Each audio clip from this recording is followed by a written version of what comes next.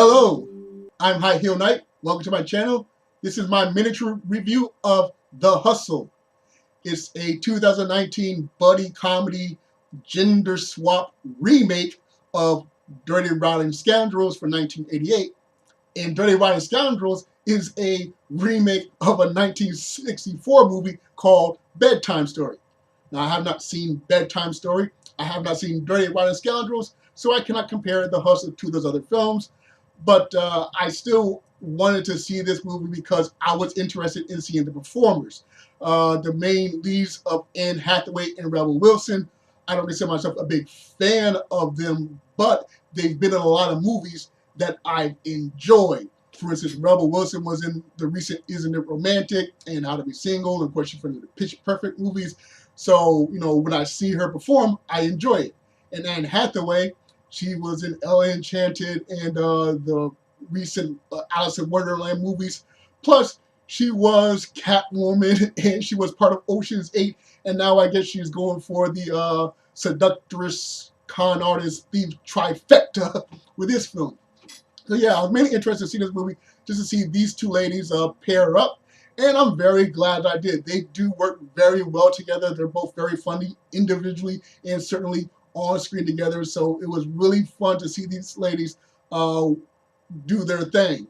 And I also found out that this movie originally was going to get an R rating, but Rebel Wilson managed to negotiate it down to a PG-13. It's definitely a PG-13 movie. It pushes some envelopes, but yeah, it doesn't deserve an R. It's definitely worthy of its PG-13 rating. So kudos to Rebel Wilson. Now, the story is about a pair of con artists. Rebel Wilson's character is named Lonnie, and she's relatively small time. She goes from city to city, country to country, scamming men via dating apps.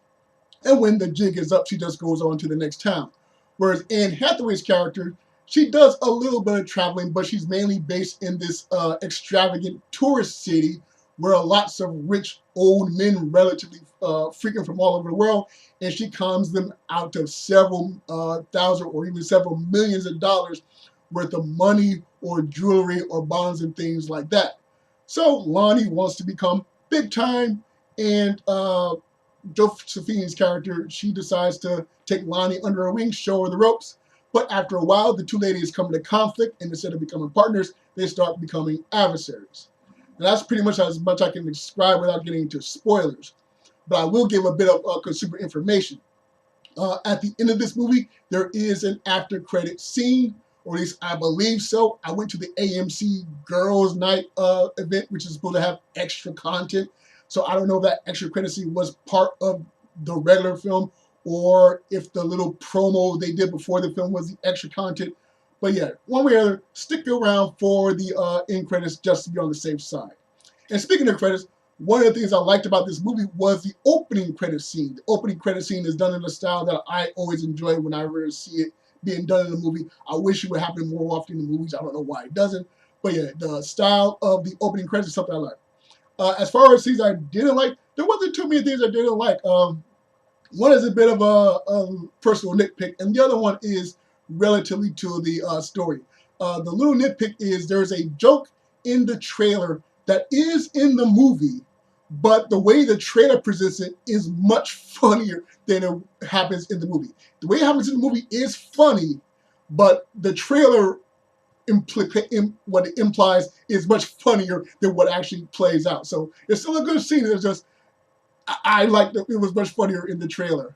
And the other thing that I really did not like was the resolution. I enjoyed the movie up to the climax, and I enjoyed the after credit scene. But from the climax to the resolving, that space in between, I didn't like it at all because it sort of goes against the whole girl power message that this film is trying to produce. It even ends on a song that's basically about girl power, yet this is not a girl power moment, so why are you acting like this is this triumphant girl power moment when it's not? So that was very disappointing. So yeah, I enjoyed everything except the resolution, and I didn't exactly hate it. It's just like, this is supposed to be about women empowerment, and you're going off on the wrong note.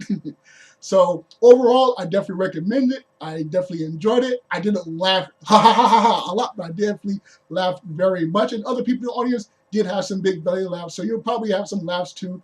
But yeah, it was pretty nice, pretty cool. Go out and see this movie. It was fun, very fun. All right, so those are my thoughts on The Hustle. I would love to know what you thought of the movie. Be sure to share whatever comments you like in the comment section. Be sure to like, share, and subscribe, or dislike, share, and subscribe. Once again, I am High Heel Knight. Thank you for watching, and remember, find inspiration everywhere.